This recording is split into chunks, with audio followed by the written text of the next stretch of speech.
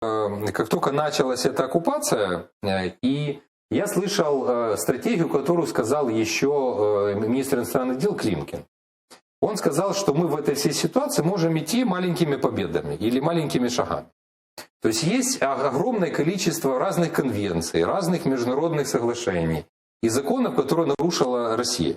И вот нужно вот по всей, по каждой, таким спокойным, тихой сапою, квадратно-гнездовым способом на каждую писать в международные организации, международные суды, в ООН, во все организации всевозможные наши там, позовы, всевозможные претензии, и, ну, информировать, заявления и так далее. И вот если их будет очень много, то Россия просто захлебнется, как она сейчас захлебывается без воды. То есть вот реально, вот как бы реальная ситуация, и реально может быть социальный взрыв в Крыму. То вот точно так же есть определенное критическое количество вот этих вот заявлений, ну кроме этих санкций, которые ввели США и Европа, еще и огромное количество судов, которые мы можем выиграть у России, которые будет просто настолько невыгодно этот Крым содержать. И так уже проблема в том, что артисты, которые там попадают, они во всем мире уже имеют черную метку.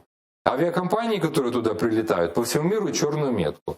Эти водные компании, которые кораблями занимаются, они получают черную метку.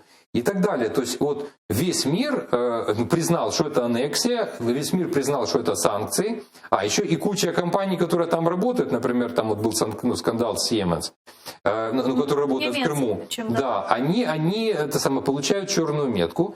И вот это огромное количество вот этих вот мелких побед, которые могут быть, они могут создать такую проблему этого Крыма для России, что туда это будет такая черная дыра для денег, на каждой встрече с Путиным будут вспоминать вот эти вот все вещи. И поэтому Украине надо бороться.